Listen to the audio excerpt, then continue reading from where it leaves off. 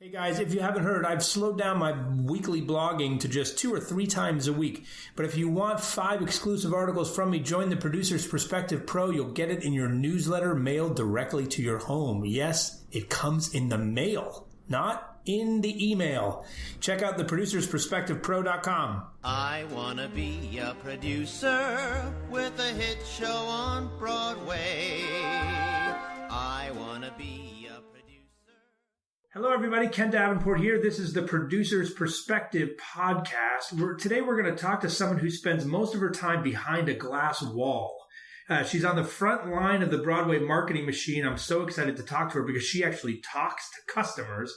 She's the head box office treasurer at Jujamcyn St. James Theater. A Producer's Perspective. Welcome to Chris Stasiuk. Thank you, Ken. Thanks for having me. So, Chris, let's start with how you got into the ticket selling game. Where did this begin for you? How much time do we have? We have plenty of time. I want to hear all this stuff. Being very short and sweet, I was 16 years old. I started working at the Capitol Theater in Passaic, New Jersey. I was selling hot dogs. I was a hawker going up and down the lanes going, hot dogs, popcorn. From there, I managed the hawking stand, and then I went into the box office from there. Interestingly enough, that was where the Grateful Dead's East Coast offices were, because it was the East Coast promoter, Monarch and Metropolitan Entertainment, were the Grateful Dead's East Coast promoter. So I became the voice of the Dead hotline for a little while, worked all the major on sales, U2, The Who, all of it. It was so fascinating. Saw Ticketron become Ticketmaster. It's just a really cool way to grow up. And I worked at the Capitol and other concerts through college, and have decided I was going to be a marketing person. I had a marketing degree and said, I'm not going to be a part of this world anymore, and couldn't find a job. I need experience to get a marketing job, and my job was in entertainment. And so they hired me at Metropolitan, and I was the assistant manager to the assistant to the box office manager, making like $1 a week. I don't even remember how little it was. But I worked there for almost 10 years. Fascinating. Backstage stuff. I actually worked as the guest list girl over here at 54th Street when it was the Ritz. And when it was Clubland, I was the girl at the door that checked you in. Wow, so you had a lot of power. So that was part of my, old school training was, rip tickets. And I was involved with Woodstock 94. I was involved in Amnesty International. I was involved in some of the big, big, big concerts. And then a good friend of mine told me about a job opening at Radio City, and that was 96. And I moved over there, which was very corporate. It was jeans and cowboy boots up until then.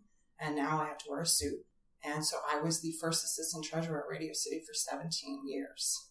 So that was my foray into the unions, into more of a theatrical type of industry, because the Radio City Christmas Spectacular that's an event all to itself. But I was still at least had concerts, which was fun. And that was, 17 years. After that, let me think. A little bit of Broadway. I ran a children's museum for a while. So that was another type of ticketing. Also pretty cool. And then from there, back to Broadway. And then I wound up as being the head of ticketing for the New York Red Bulls. So I found myself at a sports club, a professional sports club, which was, again, education up the wazoo. I had to learn about season tickets and subscriptions and just a different clientele and a different patron and a whole different way of looking at ticketing. And then Jujamcyn came knocking on my door. So we're going to get back to Jujamcyn, of course, but what I love about you is you've had such a diverse background in selling all sorts of things, from the Red Bulls to concerts to hot dogs.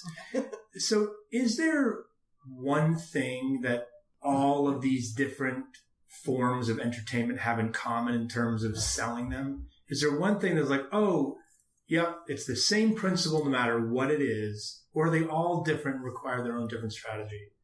I think there's 2 answers to that. Number one, it's always supply and demand. So depending on how hot your event is, you're going to sell to that. If you have very little tickets to be able to sell it, you can sell them for whatever you want. You can, you are in control of this dynasty. We look at Hamilton right now, or look at something like, a Billy Joel concert back in the beginning where there's a very limited supply out there. You are the gatekeeper, so you sell that differently. You control the inventory for that, and you control the dynamic pricing. But when you have something that needs a little more care and a little more pushing, that's when promotions come into play and your discounts come into play, and getting creative and thinking outside of the box and going to those, gold stars and living socials. And I think that you have to approach each event separately, not just even a performance. Each event has to be completely separate. And the clientele also is going to be very different for each one of those. I mean, if you also, there's really interesting demographics. If you look at it, like there's Ticketmaster has this one tool called Live Analytics, which will, for a fee, they will tell you who your buyers are. And not only will they tell you that they're going to buy your tickets, but they'll tell you this same customer drives a Mercedes, is going to see Billy Joel, will likely go see an opera and take their kids to this and this museum. Because these trends are now so out there that you can customize your marketing plans accordingly. So, I mean, I could probably sell anything to anybody if I just have a face-to-face conversation with them and I size them up. And that's what a good treasurer does. And the internet provides us with all those, the cookies and the searches and things like that, so that we know what they're looking at as well, what they bought on Amazon. So I don't know if that answers your question. No, it does. The sports, music, theater, which one is the most challenging to sell? To me, sports was. And why?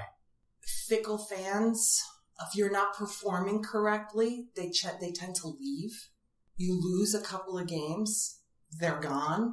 Soccer especially, we had a very international clientele that if you weren't playing against an Ecuadorian player, let's say, most of those fans aren't going to come. They're more into the Premier League and things that are coming out of Spain and Portugal and Europe, and they don't necessarily care so much about the MLS. So that was very interesting, from coming from Radio City where I had an hour line to buy a ticket to on any given day at the Red Bulls, I might have 10 people walking up. So fascinating. That was how do we get out there? How do we market that? And we departments and departments of that, and research to try and figure that out. If you have, the top players playing for you, then that's going to be simple for you. But if you're watching your payroll, which not a lot of New York sports teams do, you have a challenge because you start losing, they walk away. It never dawned on me before, but it's so simple. It's their big star players are just like us putting stars in shows. You have a star player, you have an A-Rod or no more. Mm-hmm. You have a big star in a Broadway musical, people will come right away. It doesn't mean they'll stay, though. No, it doesn't mean they'll stay. And that's a lot of times people buy their season tickets. And how they make back what they're buying for season tickets is they're going to sell the games where you're playing against the better pitcher. Or, the other team who won the World Series the year before. You're going to sell those off. The money that you make is going to pay for the rest of your series. Interesting. So tell me, what's the day in the life of a Broadway treasurer? Like, you just drove in through traffic from New Jersey to get here today. Thank you so much. And you'll go to work later. What's the typical day like for a treasurer? A lot of it is inventory control.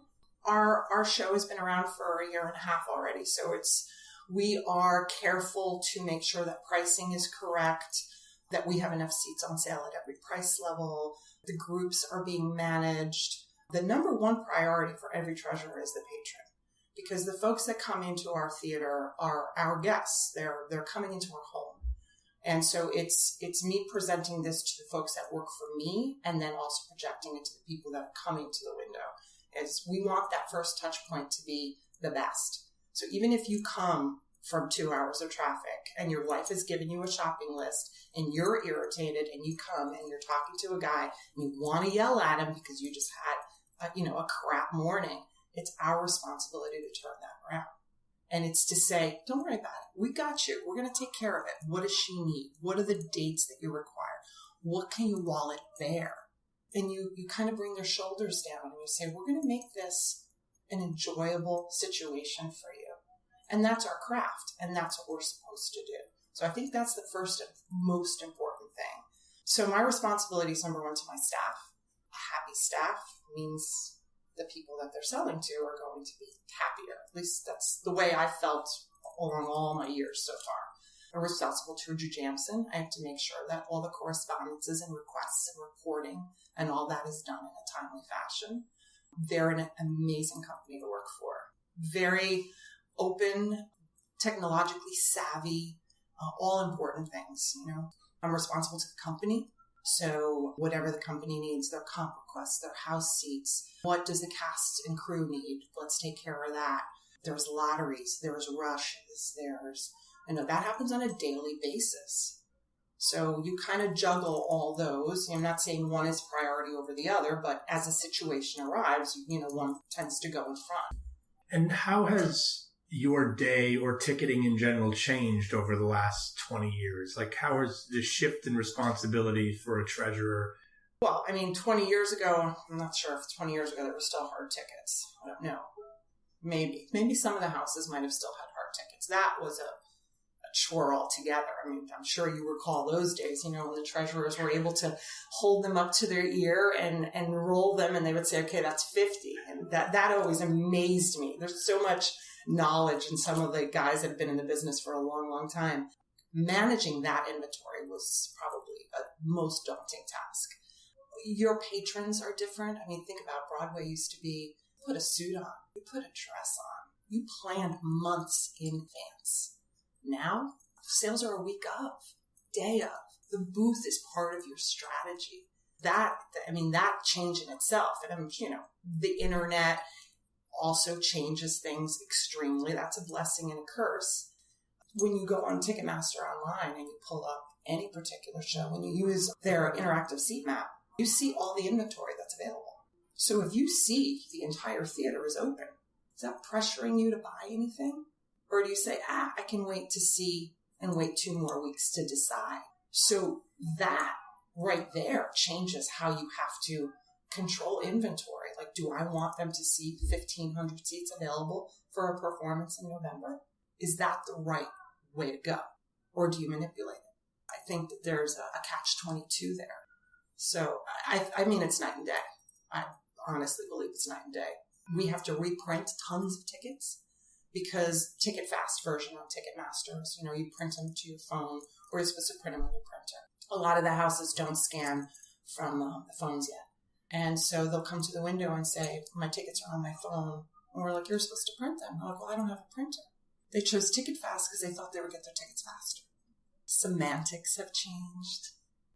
It's just like anything else, though. You mentioned all the knowledge that these guys have from way back in the day. Yeah. And just, I noticed you use the word guys. Yeah.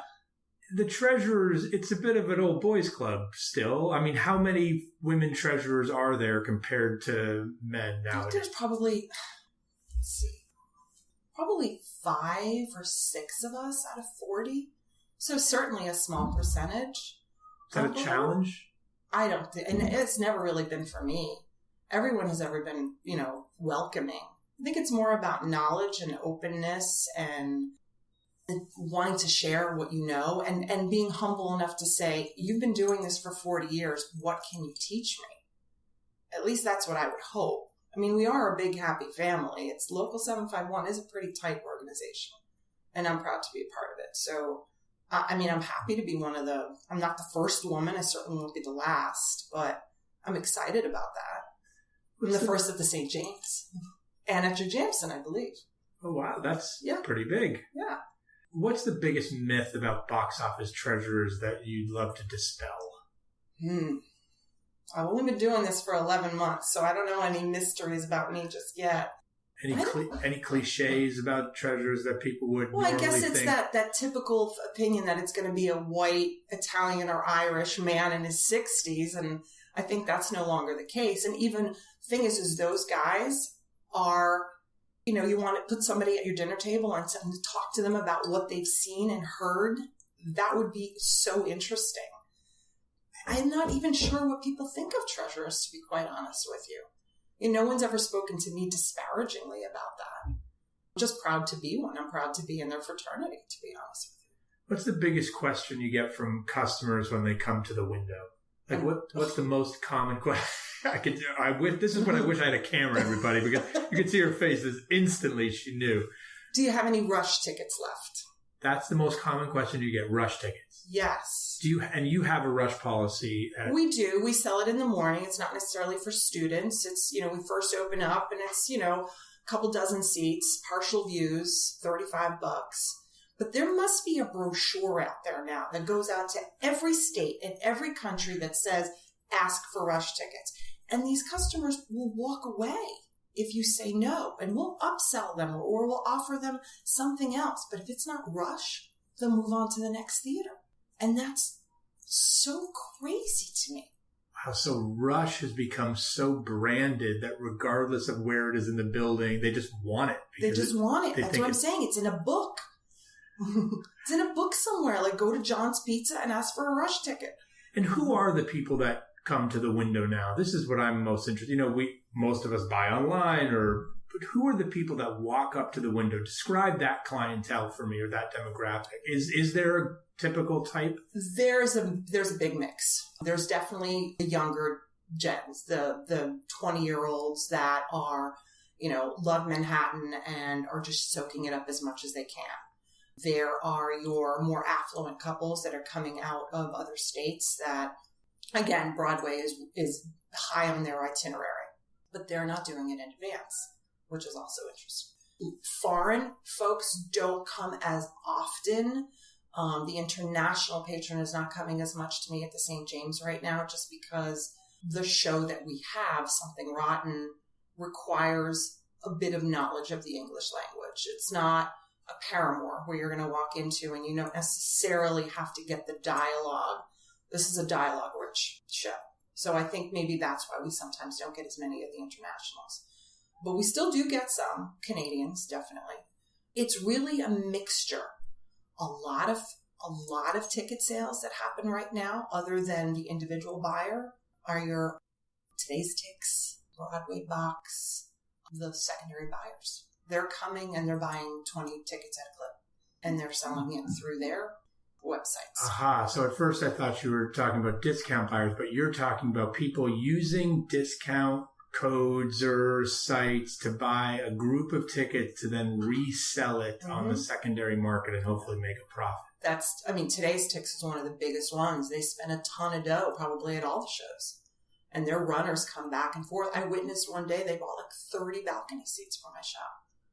Is that a good thing in your opinion, or does that mean we're not doing something? Well, pricing is interesting. Pricing is always, those folks let us know what are the people on that secondary market. What are they looking after? What's that price point? Usually when they are going to like a Today's Ticks, they are looking for under $100, which is sad that they're not coming to the box office, because we'll always work with them to buy that, and yet they're paying $10 to $20 service charges to get the same thing, worse quality probably. That $57 price point, $75 price point, that's, I think, where these folks are going to these discounts. It's like going to Odd Job or Jack's Place. That's where they're going to buy these tickets, as opposed to the folks that are going to go to like an Americana. They're going to spend more money, or the Pens and people like that. Today's Ticks and those guys, that's the discount center, like where, cheaptix.com or whatever it is. That's where they're going. Then they all buy from us, because obviously if they bought from Ticketmaster, you're losing part of your service charges, because now you're paying them service charges.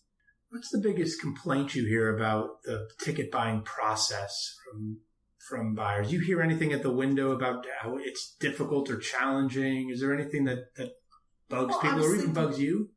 Oh, face-to-face sale is always going to be better and customized. That's the best thing for anybody to do. But obviously, if you're in Wisconsin, you can't go to the box office and buy a ticket, and that's where Ticketmaster is very beneficial to us. Not knowing what the differences between the price points are, and is it worth it for me to pay the 150 as opposed to the 99, as opposed to the 75? Like, where would I prefer to sit? Do I need an aisle? Those are things that, a computer's not going to answer for you. You need to know that ahead of time. Complaints, don't have so many as complaints about Ticketmaster as I have about the secondary sites. Because, the StubHubs and the Vivids and things like that, they have to have some sort of a trust in this buyer, and not necessarily is it always going to work out on their behalf. That's where we come up with a couple more problems. Or I tried to print my tickets out and I couldn't. I've been on the phone with customer service. I haven't been able to get through. The phones, I think, are probably more problematic than the internet, because you can always just drop. What do you think is more important to the customer, location or price? I think it's a combination of both. And I think it's depending on the demographic that's buying a ticket. For your younger students type, it's always price. And that's where your rush and your lottery are always going to be top. Whether I say you're in the last row of the balcony and it's partial view, is it 35? Yes. I could have 100,000 seats available at 147. I'll take the partial view at 35, please. Or you're going to have the guy that's going to drop his platinum Amex and he says, give me the best seats in the house. Love that buyer. I want more of those buyers. Mm-hmm. I so remember sitting in the last row on the aisle of that second balcony at the St. James when I was in college many, many times. Mm-hmm. Tommy. Mm-hmm. What's the biggest mistake you think producers make when they price their tickets? Anything that you see that we could do differently in terms of how we price? Such a big topic of conversation now at every ad meeting that I'm at. I think that you have to pay attention to your discount strategy. And if you are able to get the data on where are your discounts going, then you know where maybe your prices should be. Because if you go out of the gate with, like, let's say a $300 premium and, a $199 regular, and your balcony is filled and your rear of the mezzanine is filled, but your orchestra is empty, then that's ticketing 101. You're top heavy. And very often you're going to see places that are top heavy. And then that's the type of thing that you're going to send to, the TKTS booth and things like that to start filling things in. And it's a very delicate situation because you're worried about your ATP. Your average ticket price is extremely important these days. And so you don't want to have too many tickets out there at that reduced rate because it's going to ruin your ATP. So you need those higher tickets sold. And you have to worry about your demand and your supply, and you have to worry about the other shows that you're competing against. So you have to take all these things, and I'm sure that they do. Okay, what is my direct competition? How are they priced? What are my costs? And you have to come up with that perfect spot right in the middle. And sometimes they're wrong. Sometimes they're spot on. And this is where my experience is still a little limited. And, maybe talking to my predecessor, he would tell you exactly what they should be priced at because he was there for 40 years and he saw producers come in and out. Right now, I know something rotten. I don't know any other shows. So I might have to take a step back from that question and say, I'm going to learn that as I go along. But I'm always asking the question, and I'll say, hey, what do you think we should do about this? And you can't be afraid to ask that question. Like, we've got half of an orchestra right now. What do you want to do about it? Do we want to offer it to a TDF? Do we want to run a sale of some sort? That's another catch-22. Does it cheapen your ticket by going out with too many of those promotions? I know for the Spectacular, discounts started almost the week after we went on sale. And very often our patrons got savvy to it, and they wouldn't buy a ticket until that buy one, get one free coupon came out. So did we as the producers at Radio City create that problem ourselves by being so aggressive to sell and not wait? It's a game. It's gambling, don't you think? Yes, I do actually. Very expensive gambling. But what's cool about the Treasure is that us producers, we sit in these offices and we so rarely get to be on the ground talking to these folks. You mentioned trying to upsell Rush folks. Mm-hmm. So you have the authority to try and... Absolutely. We had a conversation with this early on in because we have a whole new crew, obviously, at the James since I got there. And it was a conversation that we had, let's say we're sold out of lottery, we're sold out of rush. How do we capture them? We need price points to be able to say, not let them walk away from the window. And that's my biggest thing, is nobody walks away. I mean, there's going to be times that they're going to walk away, but I want to capture them. So if capturing them means taking the last row of the balcony and selling it for $37, which is basically what the lottery is, that's where the show is giving me some leeway. Yes, offer it at that price point because it's only $2 more. And you could say, I don't have rush, but I actually have a full view seat for only $2 more. How about that? Or for only $10 more, I could put you in the mezzanine towards the back. $49, that's a home run right there. And then they start thinking about it, and you're like, that seat back there, or do I want it for $10 more, $14 more, I can move down. Some people can't afford that $14, and we're aware of that. But those that can, that's where the upsell comes into play. And if they jump on that $49, then you say, well, for $99, we can put you there. Where the conversation is then led to, what would you like to spend? What's more important to you, the price or the seat? And you ultimately have that conversation with the person in front of you. Because once they start jumping around, they ask for rush first. Oh, do you have anything better? Now, kind of reel them in. Okay, where do you like to see a show? Do you prefer to see it in the mezzanine? Do you prefer to see it in the orchestra?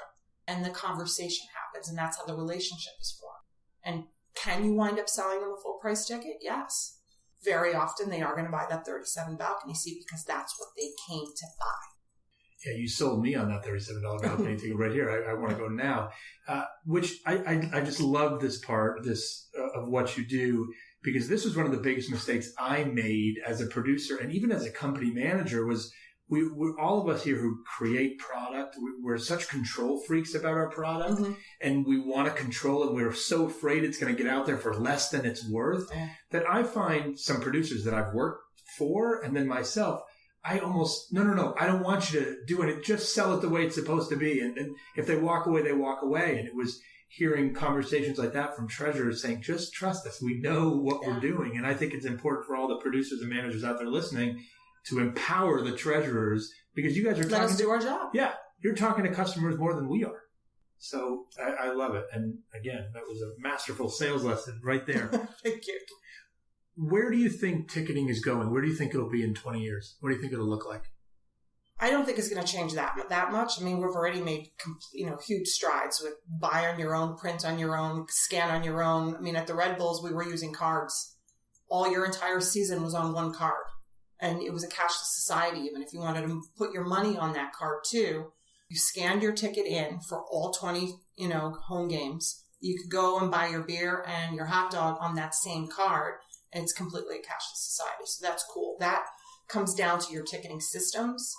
New York really is Star, Ticketmaster, and then you've got, maybe a tickets.com or something trying to eke its way in.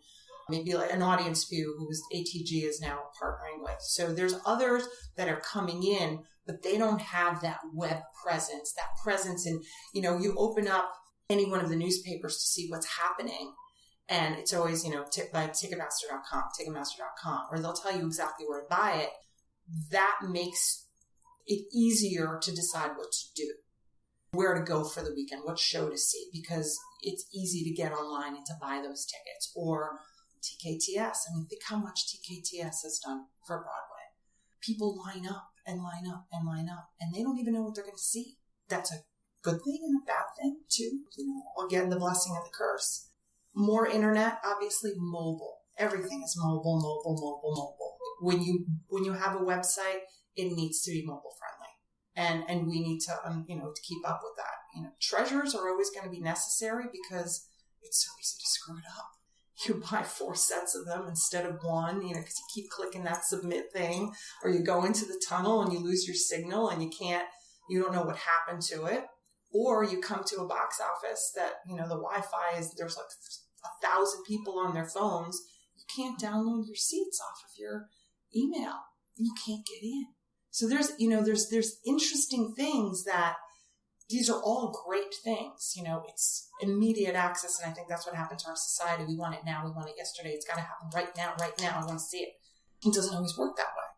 So, I mean, I wouldn't mind it taking a step back. If you could get all the Broadway producers in one room, what would be the one thing you would tell them that they should do to sell more tickets? Interesting question. Think back to your hot dog selling days, to your concerts. What's the one thing that you think we could do that we're not doing well enough? I don't know if I have all the experience to answer that question yet. I do. I would love to have a conversation with them, like, why? You know, explain the why. Why are you going to that price point? What in your research has told you to do that? Are you, or add a second, I guess, you know, this will be my answer. Have it options. Instead of just having two options, maybe have that third option. And, you know, think about your balcony, those that are lucky enough to have a balcony. Price accordingly. Have maybe a less expensive option available in your side rear orchestras. And Something Rotten's been very, very good with that. So I hope, you know, other producers are that way as well. Have options. Because if you have options, most of the coupons that are out there now are turning that $147 seat down to $99. Well, if you already have a $99, you're not going to need that coupon. And then you're not a discounted ticket, and that's part of your full price. So your ATP is going up because of that. Options. And I'm sure they know who they're up against and who they think their demographic is going to be. Do you think tickets are too expensive generally? We hear this all the time on Broadway. Tickets on Broadway are too expensive. Are they? But the consumers are buying them. So if they were too expensive, they wouldn't be spending the money on them. It's, you know, the same problem with why is somebody spending 2,000 seats on a Hamilton ticket? Because someone's buying it. That's not Hamilton's fault. It's the guy who's like, I don't care what I'm going to pay. If you have options, then no, the good seats should be more expensive. I think the most important thing is to educate our consumers is, do they have any idea how much it costs to put a show on? Is a $35 seat going to pay for makeup and costumes and dry cleaning and the cast and the crew? It costs money to put those masterpieces on stage. And maybe if they understood that part of things, you know, educate them. I don't know how to do that. I would love to educate them. That would make my job a heck of a lot easier, and I could upsell everyone then. Okay, Chris, my last question, which is my Genie question. I want you to imagine that the Genie from Aladdin comes to visit you and wants to thank you for all the upselling that you do at Something Rotten. The Genie, a.k.a. Kevin McCullum, comes to thank you and says, I'm going to grant you one wish. One wish to change one thing about Broadway that drives you so crazy. Makes you angry, makes you mad. You're such a great salesperson, lovely woman. What makes you mad about Broadway that you'd ask this Genie to change away? The snap of a finger? First of all, my answer to this would always be the same as I'd always ask the Genie for more wishes. Yeah, that's it. Kevin McCullum will not give you more wishes. Because then I could give you a couple different things that I could change. Well, I've already told you that I want a more educated consumer. Just remember that Loman's commercial from a long time ago. Or was it Siemens? I forget which one it was. The educated consumer would be much better because they'd understand what is entailed to put on the production that they're about to see. Maybe the biggest thing I would change is that rush, is that $35 ticket. It's necessary. I know it's part of the culture now. One of the hardest tickets to sell is a $35 seat, and that doesn't make any sense. So you're saying it's hard for you to sell a $35 seat, but if it has the word rush on it, you could probably sell a $39. Yeah. Or let's just sell the whole house and say the whole house is rush. $150 rush ticket. We should try that. I have tried. Well, thank you so much for doing this, and thanks so much for being on the front lines. We're lucky to have you there talking to our consumers. Thanks to all of you for listening. We will see you next time. This is Ken Davenport in the Producer's Perspective Podcast. Don't forget, with your Producer's Perspective Pro membership, you get an exclusive newsletter with all sorts of stuff that I can't say on my blog, mailed directly to your home. Check out theproducersperspectivepro.com.